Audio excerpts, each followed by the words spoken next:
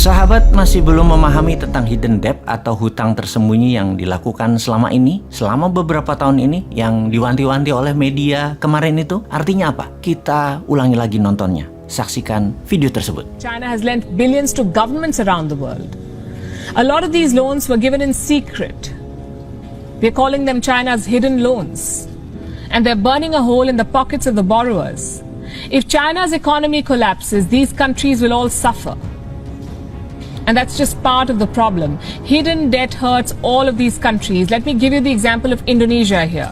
Indonesia wanted to build a railway line, so it borrowed money from China. It was a very bad idea. Indonesia is learning the hard way.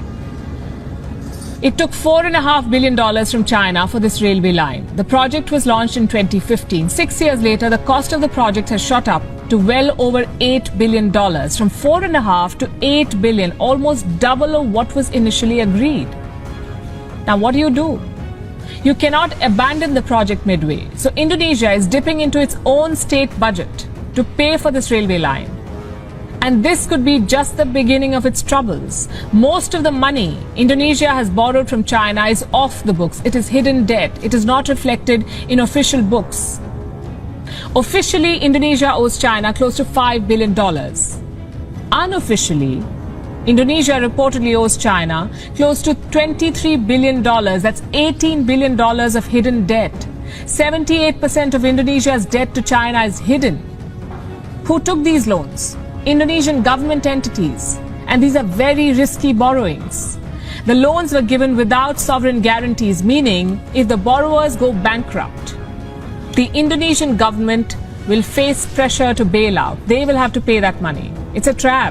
Kita jelaskan sekarang, begini logikanya. Indonesia kan negara sosialis elitis di dalam mengelola ekonominya. Dan apa itu sosialis elitis? Agen perubahan atau penggerak roda ekonominya adalah BUMN. Sosialis adalah aliran bernegara yang heavy on government. Dan rakyatnya hanya penonton, diam saja. Yang bergerak semuanya pemerintah. Peraturannya ketat, yang mengerjakannya adalah orang-orang pemerintah. Kalau seperti Taiwan, Jepang, Korea Selatan, dan Partai Republik Amerika, mereka adalah kapitalis yang berpihak kepada swasta. Taiwan, Korsel, dan Jepang sosialis akar rumput atau bottom up. Partai Republik Amerika top down atau kapitalis elitis. Oke, kita jelaskan sebentar ya. New Mind adalah kapitalis akar rumput, pro UKM. Maaf, jelasin sedikit agar menjadi pemahaman para sahabat tentang New Mind. Kita balik ke topik tentang kelolaan BUMN di Indonesia yang mungkin di dunia hanya Indonesia yang melakukan hal itu. Satu-satunya di dunia. BUMN adalah badan usaha milik negara. Jelas ya untuk hal ini. Bentuknya korporasi. Kalau korporasi berhutang, maka yang nanggung adalah pemiliknya.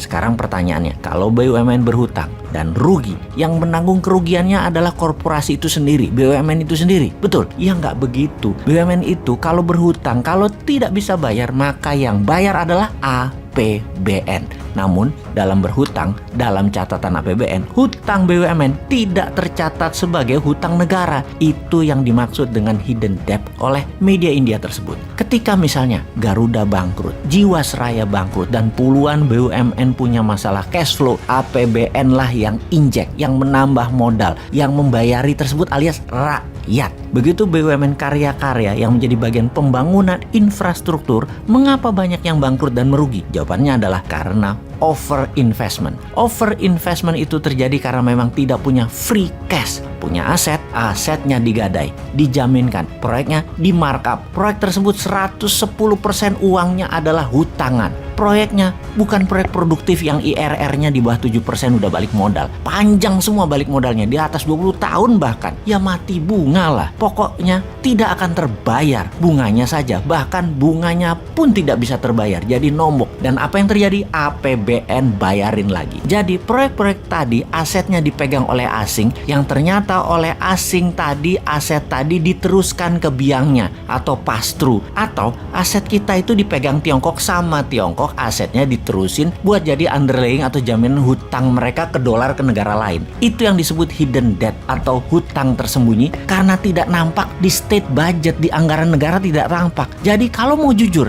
bagaimana mulai sekarang hutang BUMN dicatat di APBN?